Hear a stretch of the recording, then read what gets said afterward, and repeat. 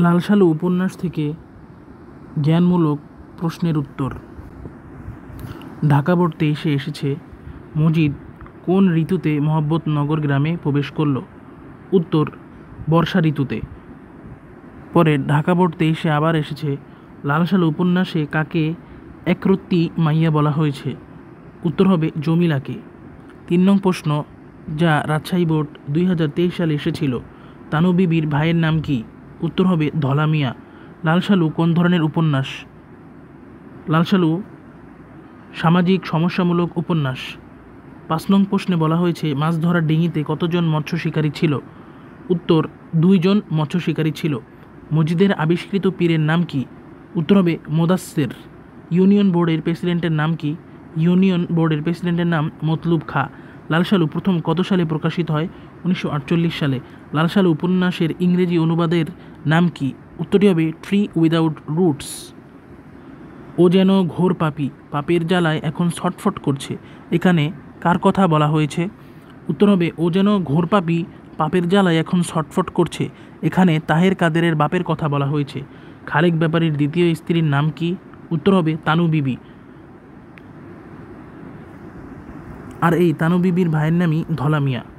12 নং প্রশ্নে বলা হলো, ঝালরওয়ালা সালুদারা আকৃত কবরটি দেখতে কিসের মতো? মাছের পিঠের মতো। লালসালু উপন্যাসে হাসপাতালের অবস্থান কোন শহরে? করিমগঞ্জ শহরে। আক্কাসের বাবার নাম কি? আক্কাসের বাবার নাম মোদাব্বের মিয়া। লালসালু উপন্যাসে কার উক্তিটি 2 দিকে কাটে? মজিদের উক্তিটি 2 দিকে কাটে। গাঢ় পাহাড় মধুপুরগড় থেকে কত দিনের পথ? উত্তর হবে 3 দিনের পথ। মজিদের দ্বিতীয় স্ত্রীর নাম কি? উত্তর জমিলা। কাদো নদী কাদো কোন ধরনের গ্রন্থ? এটা একটি মনস্তাত্ত্বিক উপন্যাস। লালসালু উপন্যাসে 7 ছেলের বাপের নাম কি? উত্তর হবে দুদু মিয়া। লালসালু উপন্যাসে হাঁপানি রোগী কে? সঠিক উত্তর, লালসালু উপন্যাসে সোলেমানের বাপ হাঁপানির রোগী। 21 নং প্রশ্ন, তোমার দাড়ি কই মিয়া উক্তিটি কার? উক্তিটি হবে মজিদের। 22 নং প্রশ্ন, কলমা জানো মিয়া, মজিদ কাকে এই প্রশ্নটি করেছে? এই প্রশ্নটি করেছে দুদু মিয়াকে। সর্পিল গতিতে শব্দটির অর্থ কী? উত্তর হবে সাপের আঁকাবাঁকা চলনের মতো। লালসালু উপন্যাসে উল্লেখিত আমেনা বিবি কোন দিন রোজা রাখে? উত্তর হবে শুক্রবার দিন রোজা রাখে। আউয়ালপুরের পীর সাহেবের প্রধান মুরিদ কে? আউয়ালপুরের পীর সাহেবের প্রধান মুরিদ ইউনিয়ন বোর্ডের প্রেসিডেন্ট মতলুব খা। হাসুনির মার কাছে তার বাবা কি খেতে চেয়েছিল? চিরা খেতে চেয়েছিল। অমন কথা কইও না বিবি, ঘরে বালা আইছে, উক্তিটি কার? উক্তিটি ঘরে বালা আইছে, উক্তিটি অমন কথা কইও না বিটি, ঘরে বালা আইছে, উক্তিটি রহিমার। তারপরে প্রশ্ন 28 নং, মরা মানুষ জিন্দা হয় কেমনে? উক্তিটি কার? উক্তিটি মজিদের। রহিমার পেটে কতটি প্যাচ? 14 প্যাচ। কে পক্ষাঘাতে আক্রান্ত? খেতানির মা পক্ষাঘাতে আক্রান্ত।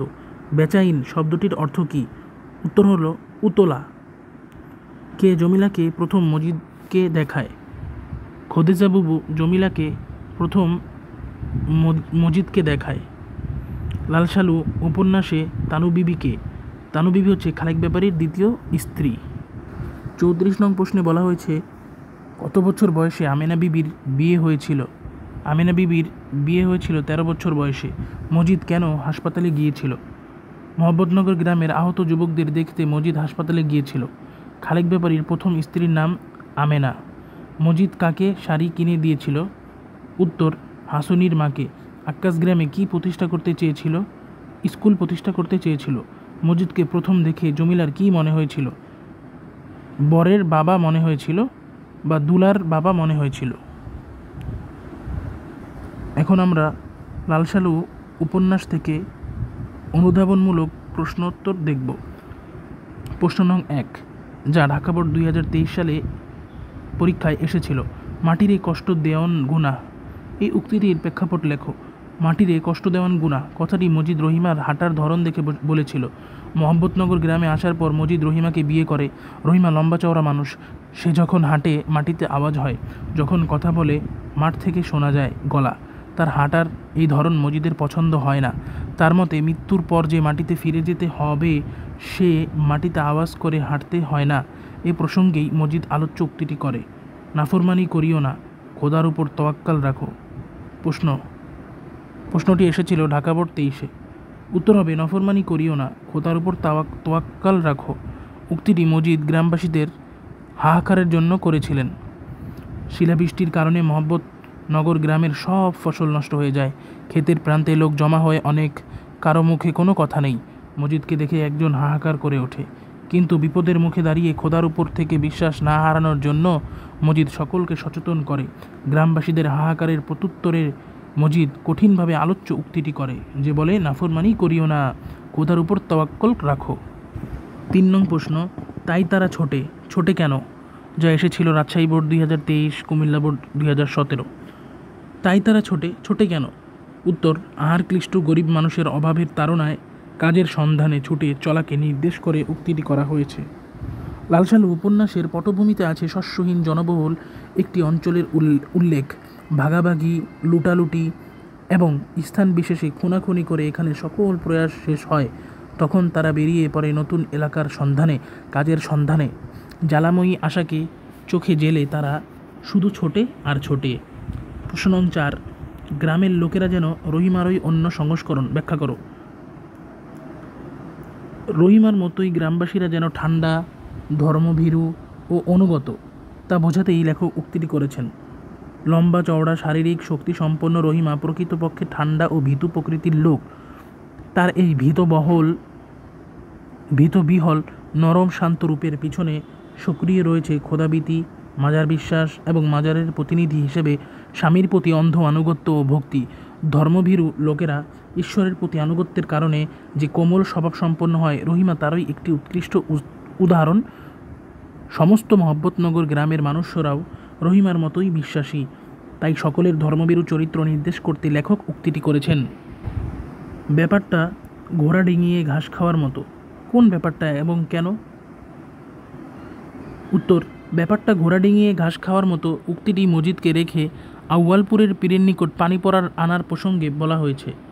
খালেক ব্যাপারী তার স্ত্রীর জন্য মজিদের নির্দেশের বরখেলাপ করে আউয়ালপুরের ঠক পীরের কাছেই পানি পড়া আনবার জন্য লোক পাঠাবে, এই ঘটনা তার পছন্দ হয়নি।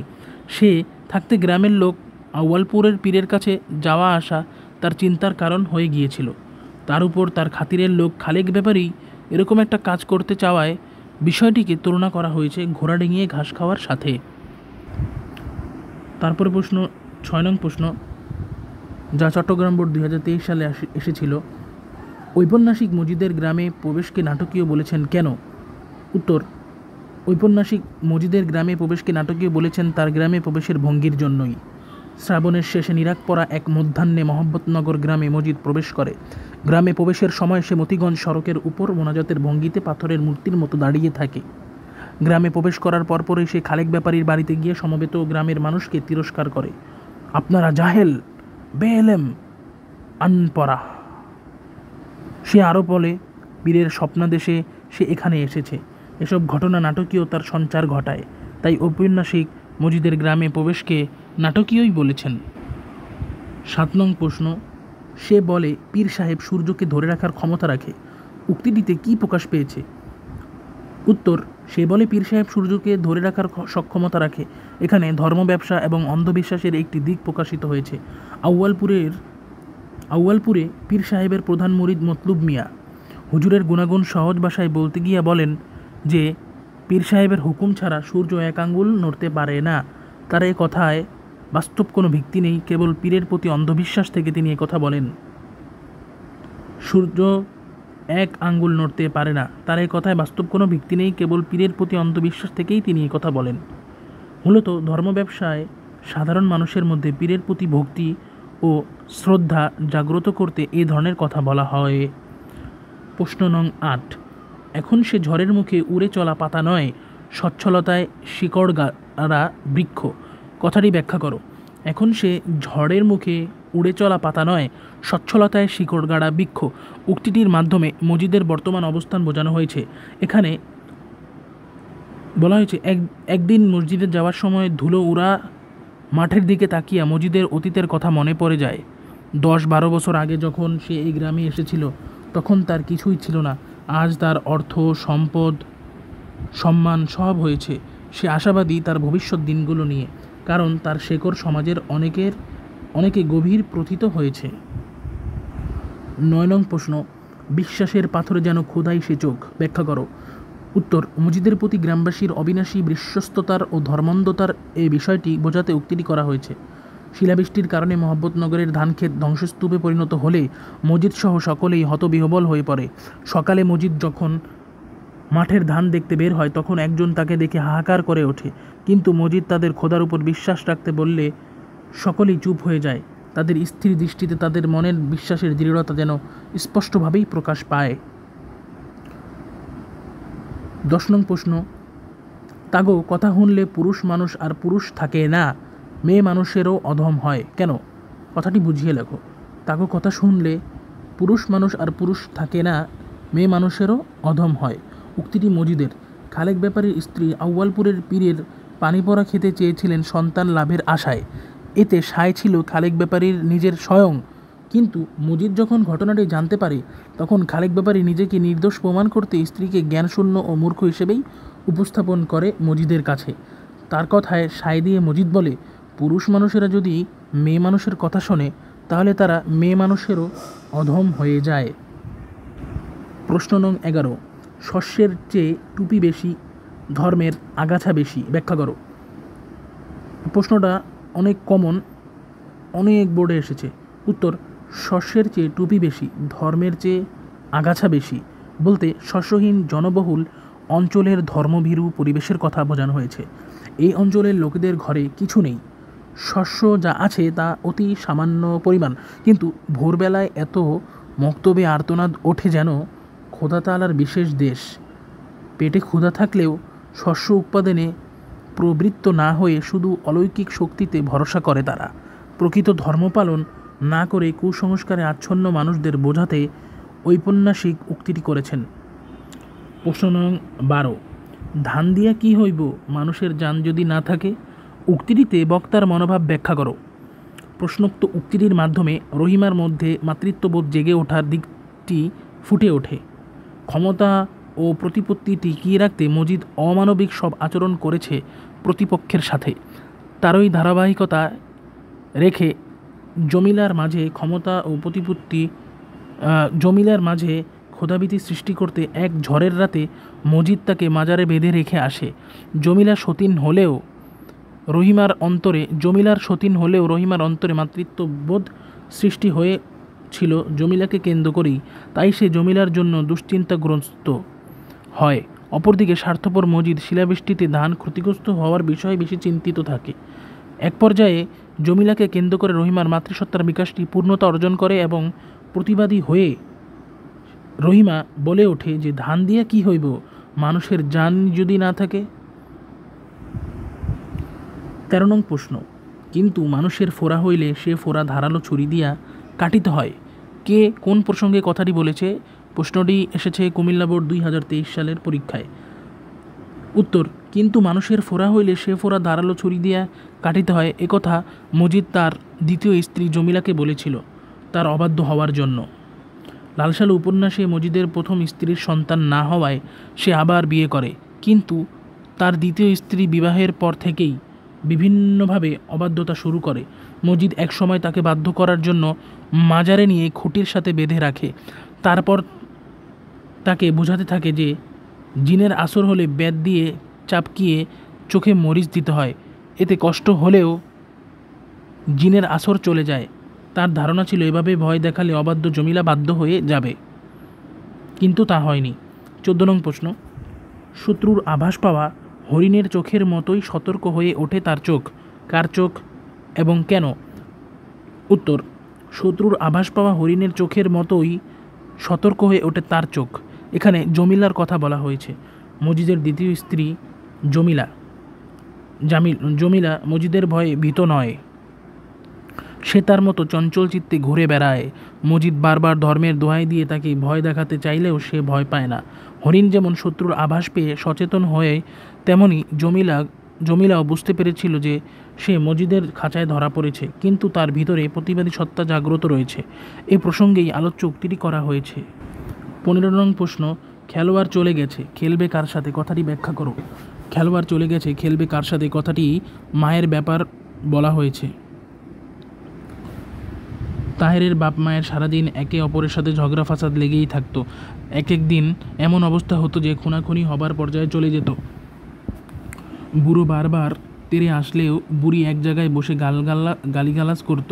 কিন্তু একদিন তাহেরের বাপ নিরুদ্দেশ হয়ে গেলে তারপর থেকে তাহেরের মা চুপচাপ থাকে। তার ঝগড়া করার মানুষটি আর নেই, এই প্রসঙ্গে আলোচ্য উক্তিটি করা হয়েছে। 16 নং প্রশ্ন, খোদার এলেমে বুক ভরে না, তলায় পেট শূন্য বলে, উক্তিটি দ্বারা কী বোঝানো হয়েছে? খোদার এলেমে বুক ভরে না, তলায় পেট শূন্য বলে, উক্তিটি দ্বারা মানুষের অর্থনৈতিক দুরবস্থা বোঝানো হয়েছে। শস্যহীন জনবহুল মহব্বতনগর গ্রামের বাসিন্দারা অত্যন্ত ধর্মভীরু। ভোরবেলায় মক্তবে এত আর্তনাদ ওঠে যেন মনে হয় এটি খোদা তাআলার বিশেষ দেশ। খোদা তাআলার উপর প্রগাঢ় ভরসা তাদের, তাই ধর্মের জন্য তারা বেশ নিবেদিত। কিন্তু তলায় পেট শূন্য বলে, খোদার এলেমে তাদের বুক ভরে না, মূলত আর্থিক দুরবস্থার কারণে মানসিক অস্থিতিশীলতা বোঝাতে আলোচ্য উক্তিটি করা হয়েছে। প্রশ্ন নং 17, যেন বিশাল সূর্যোদয় হয়েছে আর সে আলোয় প্রদীপের আলো নিশ্চিহ্ন হয়ে গেছে, কথাটি ব্যাখ্যা করো। আউয়ালপুরে আগত পীর সাহেব এবং মসজিদের তুলনামূলক অবস্থান নির্দেশ করতে প্রশ্নোক্ত উক্তিটি করা হয়েছে। আউয়ালপুরে নতুন পীর সাহেবের আগমনে মসজিদের প্রতিপত্তি কমে যায়, মসজিদের অস্তিত্ব সংকটের মধ্যে পড়ে যায়। মসজিদ স্বচক্ষে আউয়ালপুরের পীরের কার্যাবলী দেখতে এবং নিজের অস্তিত্ব রক্ষার্থে গিয়ে হাজির হয় আউয়ালপুরে।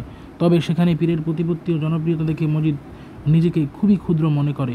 নিজের গ্রামের মানুষ পর্যন্ত তাকে দেখে না এবং দেখার ভানও করে না, এক কথায় তাকে পাত্তা দেয় না। তো এমন অবস্থায় মসজিদ পীরকে সূর্যের সাথে এবং নিজেকে প্রদীপের সাথে তুলনা করে নিজের অবস্থান নির্ণয়ের প্রয়াস করেছে। প্রশ্ন নং 18, মনে হয় এটা খোদা তাআলার বিশেষ দেশ, কেন, ব্যাখ্যা করো। উত্তর, শত অভাব থাকা সত্ত্বেও নোয়াখালীর শস্যহীন অঞ্চলের মানুষদের ধর্মভীরুতা এবং ধর্মীয় কাজে কোনো কার্পণ্য না দেখে লেখক ব্যঙ্গ করে এই কথাটি বলে। একটি শস্যশূন্য এলাকা যেখানে দীনতা আর অসহায়ত্বের সঙ্গে মানুষ যুদ্ধ করে, সেখানে ভোর হতেই মক্তবে আর্তনাদ ওঠে। তাদের খোদা তাআলার উপর প্রগাঢ় ভরসা। এখানে শস্যের চেয়ে টুপি বেশি, ধর্মের আগাছা বেশি। ভোরবেলায় মক্তবে এত আর্তনাদ ওঠে যে মনে হয় এটা খোদা তাআলার বিশেষ দেশ। জমিলাকে সংক্ষেপে তার পরিচয় দাও। জমিলা মজিদের দ্বিতীয় স্ত্রী। জমিলা খুবই অল্প বয়সী একটি মেয়ে। সন্তান লাভের আশায় এবং নিজের শূন্যতা পূরণের জন্য মজিদ তাকে বিয়ে করে। কিন্তু প্রথম স্ত্রী রহিমার মতো জমিলা ধর্মের ভয়ে ভীত নয়। এমনকি মাজার ভীতি কিংবা মাজারের অধিকর্তা মজিদ সম্পর্কেও সে কোনো ভীতি বোধ করে না। তারুণ্যের স্বভাব ধর্ম অনুযায়ী সে চঞ্চল, উচ্ছল। মজিদ তাকে বশে আনতে ব্যর্থ হয়। মজিদ আক্কাসকে স্কুল প্রতিষ্ঠা করতে বাধা দেয় কেন? প্রশ্ন নং 20, মজিদ আক্কাসকে স্কুল প্রতিষ্ঠা করতে বাধা দেয় কেন? উত্তর, মজিদ আক্কাসকে স্কুল প্রতিষ্ঠা করতে বাধা দেয় নিজের ধর্ম ব্যবসাকে হুমকির হাত থেকে বাঁচাতে। মজিদ ভেবেছিল আক্কাস যদি গ্রামে স্কুল প্রতিষ্ঠা করে তাহলে গ্রামের লোকজন শিক্ষা অর্জন করে সচেতন হয়ে যাবে এবং মজিদের ধর্ম ব্যবসাকে ধরে ফেলবে, ফলে তার মাজার ব্যবসায় সংকট নেমে আসবে। তাই মজিদ আক্কাসকে স্কুল প্রতিষ্ঠা করতে দেয়নি। 21 নং প্রশ্ন, 22 নং প্রশ্ন, আপনারা জাহেল বে এলেম আনপড়া, এই উক্তিটির তাৎপর্য ব্যাখ্যা করো। মহব্বতনগর গ্রামে মসজিদের একচ্ছত্র আধিপত্য বিস্তারের পিছনে মূল নিয়ামক হিসেবে কাজ করেছে প্রশ্নলিখিত বাক্যটি। মহব্বতনগর গ্রামে প্রবেশের পর মসজিদ প্রথমেই গ্রামবাসীদের নিয়ে বৈঠকে বসে এবং মোদাচ্ছির পীরের মাজারকে অযত্নে অবহেলায় ফেলে রাখার জন্য তাদের জ্ঞানকে প্রশ্নবিদ্ধ করে। মূলত কবরটি কার তা মসজিদ নিজেও জানে না, কিন্তু গ্রামবাসীদেরকে সেই কবর অবহেলায় ফেলে রাখার কারণ জিজ্ঞাসাবাদের মাধ্যমে মসজিদ তাদের মধ্যে নিজেদের অজ্ঞতা ও মসজিদের পাণ্ডিত্য সম্পর্কে যে ধারণা সৃষ্টি করে, সেটি পরবর্তী সময়ে তার সামাজিক ও ধর্মীয় প্রতিপত্তি বিস্তারে গুরুত্বপূর্ণ ভূমিকা রাখে। প্রশ্ন নং 23, রহিমার পর্বতের মতো অটল বিশ্বাসের ফাটল ধরে কেন? আলোচনা করো। উত্তর, মসজিদের অমানবিকতা ও নির্মমতা রহিমার পর্বতের মতো অটল বিশ্বাসে ফাটল ধরায়। লালসালু উপন্যাসে রহিমা মসজিদের সাথে বিয়ের পর থেকে স্বামী ভক্তির অনন্য দৃষ্টান্ত স্থাপন করেছে। শান্ত ও নিরীহ প্রকৃতির রহিমা। লালসালু উপন্যাসে রহিমা মসজিদের সাথে বিয়ের পর থেকে স্বামী ভক্তির অনন্য দৃষ্টান্তন করছে। শান্ত ও নিরীহ প্রকৃতির রহিমা মসজিদের ধর্মীয় লেবাসকে আরও বেশি ভক্তি, শ্রদ্ধা ও বিশ্বাসের সাথে দেখে, কিন্তু ক্ষমতা ও প্রতিপত্তি টিকিয়ে রাখার মোহ বা লোভ মজিদকে করে তোলে অমানবিক ও পশুতুল্য, যার চূড়ান্ত প্রকাশ লক্ষ্য করা যায় জমিলার প্রতি তার আচরণে। জমিলার উপর নির্যাতনের নির্মমতা দেখে রহিমার পর্বতের মতো অটল বিশ্বাসে ফাটল ধরে। 24 নং প্রশ্ন, তাহেরের বাপ নিরুদ্দেশ হয়ে যায় কেন? তাহেরের বাপ তার ব্যক্তিত্ব ও আত্মমর্যাদাবোধ রক্ষার্থে নিরুদ্দেশ হয়ে যায়। তাহেরের বাপ এমন এক চরিত্র যে মজিদের আধ্যাত্মিক শক্তির ব্যাপারে অবিশ্বাস পোষণ করেছে, বিচার সভায় প্রদর্শন করেছে অনমনীয় দৃঢ়তা ও ব্যক্তিত্ব। পারিবারিক বিষয় গ্রামের বিচার সভায় উঠে আসলে তার ব্যক্তিত্বের স্ফুরণ লক্ষ্য করা যায়। মেয়ের কাছে ক্ষমা চাইলেও তা মজিদের প্রতি শ্রদ্ধাবশত করেনি, বরং মানবিক দায়িত্ববোধ থেকেই সে এই কাজ করে। তার নিরুদ্দেশ হওয়ার মাঝে মজিদ নিয়ন্ত্রিত সমাজের বিরুদ্ধে তীব্র প্রতিবাদ ব্যক্ত হয়েছে। মূলত তার ব্যক্তিত্ব ও আত্মমর্যাদা রক্ষার্থেই সে নিরুদ্দেশ হয়েছিল। সময় অসময়ে মিথ্যা কথা না বললে নয়, উক্তিটির প্রাসঙ্গিকতা তুলে ধরো। 26 নং প্রশ্ন, জমিলা যেন ঠাটা পড়া মানুষের মতো হয়ে গেছে, বাক্যটি ব্যাখ্যা করো। 27 নং প্রশ্নে বলা হলো, কেবল ধীরে ধীরে কাঠের মতো শক্ত হয়ে ওঠে তার মুখটা। কার মুখ শক্ত হয়ে ওঠে এবং কেন? মজিদের অমানবিক অত্যাচারের বিরুদ্ধে জমিলার নীরব প্রতিবাদকে লেখক প্রতিকায়িত করেছেন প্রশ্নোক্ত চরণটির মাধ্যমে। কিশোরী জমিলার বিয়ে হয় মাঝামাঝি বয়সে মজিদের সাথে। এক রাতে মাগরিবের নামাজের পর জমিলা ঘুমিয়ে পড়া প্রচণ্ড রাগে মজিদ তাকে ঘুম থেকে একটানে উঠিয়ে বসায়। জমিলার চঞ্চল মনে ক্ষোধাভীতি সৃষ্টির জন্য শারীরিক অত্যাচারের পাশাপাশি মানসিকভাবেও চাপ সৃষ্টি করে, কিন্তু জমিলা মজিদের এই অত্যাচারের বিরুদ্ধে নিজেকে প্রতিবাদী করে তোলে নীরবে। তার নীরব এই প্রতিবাদের প্রতীক ধীরে ধীরে শক্ত হয়ে ওঠে তার মুখটা। 28 নং প্রশ্ন, দুনিয়াটা বড় বিচিত্র জায়গা, কথাটি কখন এবং কোন প্রসঙ্গে বলা হয়েছে? নিজের প্রতিপত্তি বজায় রাখতে মজিদ করিমগঞ্জ হাসপাতালের থেকে ফিরে কালুর বাপকে একটি মিথ্যা কথা বলে। এ প্রসঙ্গেও প্রশ্নোক্ত উক্তিটি করা হয়েছে। আউয়ালপুরের পীরের সঙ্গে বিবাদের ফলে মহব্বতনগরের কয়েকজন যুবক আহত হয়ে করিমগঞ্জ হাসপাতালে ভর্তি হয়। মজিদ নিজের অবস্থানকে দৃঢ় করে রাখতে আহতদের দেখতে যায় করিমগঞ্জে। সেখানে বড় ডাক্তারের সাথে কোনো যোগাযোগ না করলেও গ্রামে ফিরে মিথ্যা কথা বলে কালুর বাপকে। তখন মজিদের আত্মোপলব্ধি ফুটে উঠেছে প্রশ্নোক্ত উক্তিটিতে।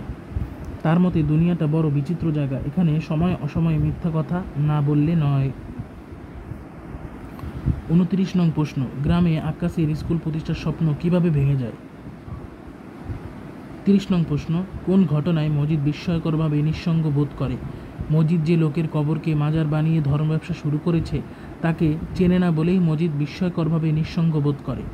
মজিদ মহব্বতনগর গ্রামে এসে আত্মপ্রতিষ্ঠা করে এক অপরিচিত লোকের কবরকে মাজারে পরিণত করে, যে মাজার তাকে সব দিয়েছে। একদিন সন্ধ্যায় দোয়া দুরুদ পড়ার সময় মজিদ লক্ষ্য করে মাজারের ঝালরওয়ালা শালু কাপড়ের এক কোণা উল্টানো, যা মৃত মানুষের চোখের মতো দেখতে।